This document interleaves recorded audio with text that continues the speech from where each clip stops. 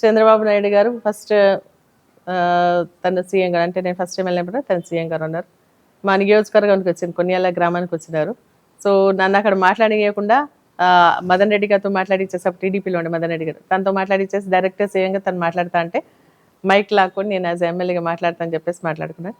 ఆయన ఏంటంటే తన అనుకునేటువంటి వాళ్ళకి బాగా చేస్తాడు. అంటే వాళ్ళ పార్టీకి సంబంధించిన వాళ్ళు ఏమన్నా కూడా ఇష్యూస్ మేము వెళ్తే టైం ఇస్తుండే, కానీ దాంట్లో ఒక డిఫరెన్సెస్ గమనించినాను.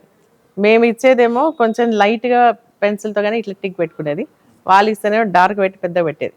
సో ఆ డిఫరెన్స్ అందులో అబ్జర్వ్ చేసినాను. రెండవది రాజశేఖర రెడ్డి నమ్ముకున్న వాళ్ళకి ప్రాణం ఇచ్చేటువంటి వ్యక్తి, ప్రేమ చూసేది, ఆప్యాయంగా చూసేది, ఇర్రెస్పెక్టివ్ ఆఫ్ పార్టీ. నేనని కాకుండా ఇర్రెస్పెక్టివ్ ఆఫ్ పార్టీ ఎవరు వెళ్ళినా కూడా మరి అందరికీ కూడా సహాయం చేసేటువంటి గొప్ప మనసున్నటువంటి నాయకుడు రాజశేఖర రెడ్డి గారికి. ఆయనని ఎవరు కూడా తీయలేం, పోల్చలేం కూడా. రోషయ్య గారు కూడా ఏంటంటే చిన్న పిల్లలు కదా, వీళ్ళు చెప్పేది మేము ఎందుకు వినాలి అని చెప్పి అటువంటి ఆలోచన లేకుండా ఏది చెప్పినా కూడా విని మంచిదైతే అంటే దాన్ని ఫాలో అవ్వాలి, లేకుంటే సైలెంట్గా ఉండేది. ఆ విధంగా సహాయం చేయాలన్న ఆలోచనతో. కిరణ్ కుమార్ రెడ్డి గారితో అయితే మేము నిత్యం ఏంటంటే చాలా ఫ్రెండ్లీగా ఉంటుండే మా అన్నతో.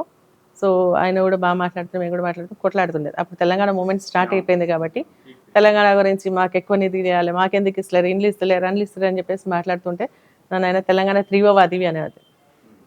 సో అట్లా మాట్లాడుకుంటూ ఆయన కూడా ఏదైనా చెప్తే కూడా పాపం వినేది, చేసేది. ఆయనతో అట్లా ఆ రిలేషన్. కేసీఆర్ గారిది విమెన్ కమిషన్ ఉన్నప్పుడు నేను చాలా తక్కువ సమయంలో వెళ్ళినా కూడా ఎందుకంటే గొప్ప నాయకుడు, దూరదృష్టితో ఆలోచన చేసేటువంటి వ్యక్తి, తెలంగాణ సాధించినటువంటి గొప్ప నాయకుడు. నిజంగా చూస్తే మనకు మన జిల్లాకే చూసుకుందాం, వేరే జిల్లాలతో నేను పోల్చలేను, మన జిల్లాకే చూసుకుందాం. నర్సాపూర్లో అసలు నీళ్లు రాక చాలా పంటలు ఎండిపోతుండే, డ్రౌట్ సిచ్యువేషన్ ఉంటుండే. మన దుబ్బాకకు సంబంధించి కూడా అది డ్రౌట్ ఏరియా కింద డిక్లేర్ అయింది నర్సాపూర్ అవన్నీ.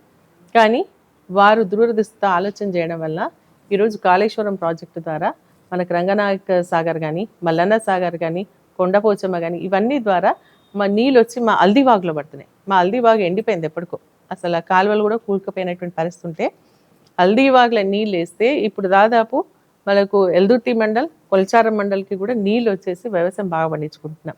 ఇక్కడ మళ్ళీ వారు మన మంజీరా పైన కూడా మరి చెక్ డ్యామ్స్ కట్టడం జరిగింది. సో ఆ చెక్ డ్యామ్స్ వల్ల ఈ ప్రాంతం అంతా కూడా మొత్తం సస్యశ్యామలమైంది. ఈ కాలువలు తీసుకొచ్చి నేను ఫస్ట్ వెళ్ళి కలిసినప్పుడు అదే చెప్పింది, పిల్లుట్లు ఎక్కడమ్మా అని చెప్పేసి అడిగింది. అంటే తనకి అంత ఆలోచన ఉందనమాట. కాళేశ్వరం ద్వారా ఫస్ట్ ఫేజ్ వరకు పిల్లుట్ల వరకు నీళ్ళు వస్తాయి, అక్కడ నుంచి మళ్ళీ సింగూరుకి తీసుకెళ్ళి సింగూరు నుంచి ఉల్టా నీళ్ళు తీసుకొస్తాం, ఈ ప్రాంతంలో అంతా కూడా నీళ్ళు వస్తాయని చెప్పేసినటువంటి వ్యక్తి. మిషన్ భగీరథకు సంబంధించి నీళ్ళు అట్లనే తీసుకుని రావడం, ప్రతి ఇంటింటికి నీళ్ళు ఇవ్వడం జరిగింది. నేను ఎమ్మెల్యేగా ఉన్నప్పుడు తను డిప్టీ స్పీకర్ ఉండే, డిప్టీ స్పీకర్ ఉన్నప్పుడు నేను వెళ్ళి కలిసి గ్రీట్ చేసేందుకు వెళ్ళడం జరిగింది.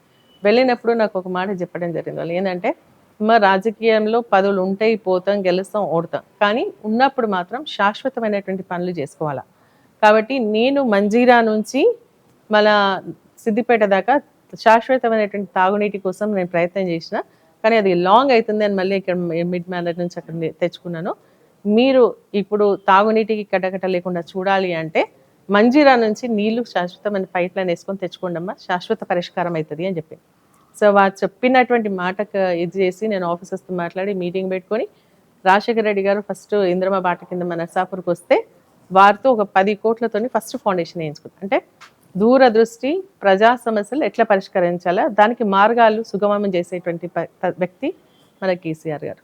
సో నేను విమెన్ కమిషన్ ఉన్నప్పుడు కూడా తనకి వెళ్ళి కలిసినప్పుడు అంటే రేపు మీటింగ్ ఉంది ఇట్లా కొండపోచమ్మ మీద రామంటే ఇట్లా విమెన్ కమిషన్ నుండి రావద్దు కదన్నా అంటే ఎవరు చెప్పినమ్మా అట్లా ఏం లేదు, ఏంటంటే పార్టీ మీటింగ్స్కి రావద్దు, జిల్లా కలెక్టర్ ఎట్లయితే అడ్మినిస్ట్రేటివ్ ఉంటుందో మీరు కూడా అట్లా రావచ్చమ్మా అని చెప్పేసి చెప్పి నాకు ఫస్ట్ టైం తను పిలిస్తేనే అక్కడికి వెళ్ళడం జరిగింది. సో ఇట్లా అందరితో ఇది